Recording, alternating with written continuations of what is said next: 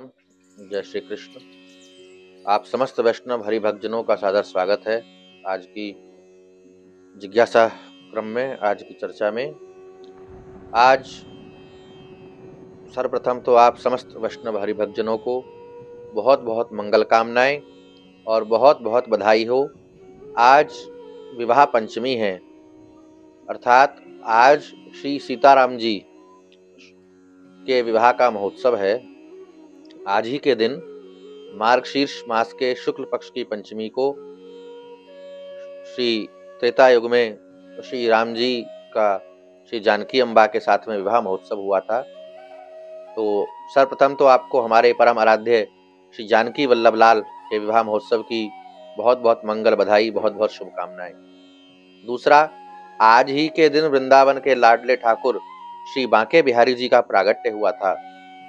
तो श्री बांके बिहारी जी के प्रागट्य महामहोत्सव की भी आप सभी को बहुत बहुत शुभकामनाएं, बहुत बहुत मंगल बधाई। श्री बांके बिहारी लाल और श्री जानकी वल्लभ लाल आपका मंगल करें, आपको गुरु गोविंद में भक्ति प्रदान करें। अब चलते हैं जिज्ञासा क्रम की ओर।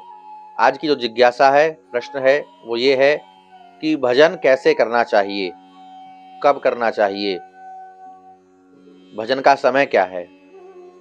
तो भजन का वैसे तो कोई समय नहीं है, लेकिन दो प्रश्न जिज्ञासु ने किए हैं कि कैसे और कब करना चाहिए। भजन तब करना चाहिए जब कोई जानने ना पावे। आप जो साधन करते हैं, क्योंकि यहाँ भजन जो शब्द है वो साधन के लिए है कि साधन कब कैसे करना चाहिए। तो साधन तब कर लेना चाहिए जब कोई जानने न पावे। किसी के जानने से बचा करके रखना चाहिए।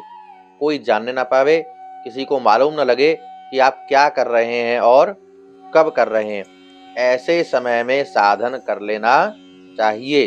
जब संसार जागे तब मौन हो जाना चाहिए। तब तक आपका जो भजन है, आपका जो साधन है, आपका जो जप है, वो पूर्ण हो जाना चाहिए। श्री हमारे आचार्यों ने कहा है कि सुमिरन ऐसा कीजिए, ध्यान से सुनिएगा, सुमिरन ऐसा कीजिए दूजा लखे न कोय, होठ न फरकत देखिए, प्रेम राखिए गोय। गोय अर्थात छुपा करके, प्रेम को गुप्त रखिए, प्रेम को छुपा करके रखिए, कोई दूसरा नहीं जानने पाए। भजन में होठों का भी हिलना बंद हो जाए, होठ भी न फड़के। आप जो मंत्र जप रहे हैं, आप जो साधन कर रहे हैं, उसे कोई दूसरा न जानने पावे। सुमिरन ऐसा कीजिए दूजा लखे न कोई, कोई दूसरा देखने ना पावे, कोई जानने ना पावे। क्यों? क्योंकि जो तेरे घट प्रेम है तो कहीं कहीं काहे जनाए।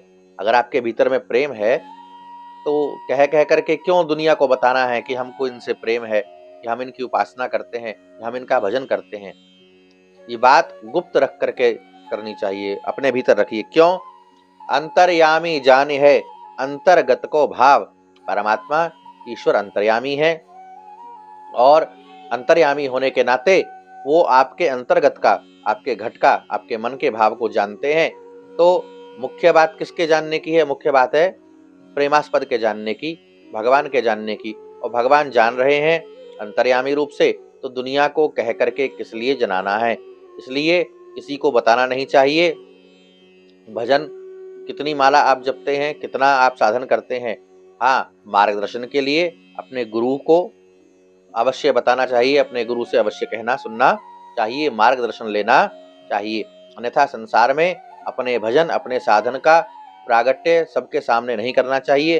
और साधना की अवस्था में, साधन काल में कोई अनुभूति भी होवे, दिव्य अनुभूति, तो उसका भी प्रकाश सबके सामने नहीं करना चाहिए। इसका ध्यान रखना चाहिए कि सबके सामने अपने भजन के अनुभव नहीं खोलने चाहिए।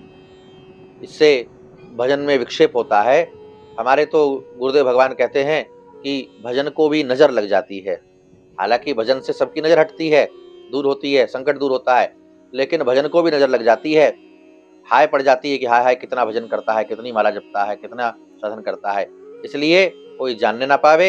ऐसे समय में साधन उपासना, जप आदि कर लेना चाहिए और भक्ति के भावों को अपने मन में छुपा करके रखना चाहिए। अपने साधना काल में होने वाले अनुभवों को गुप्त रूप से अपने हृदय में रखना चाहिए। केवल गुरु गोविंद के सामने उनका प्रकाश करना चाहिए। तो ये आज की जिज्ञासा क्रम था।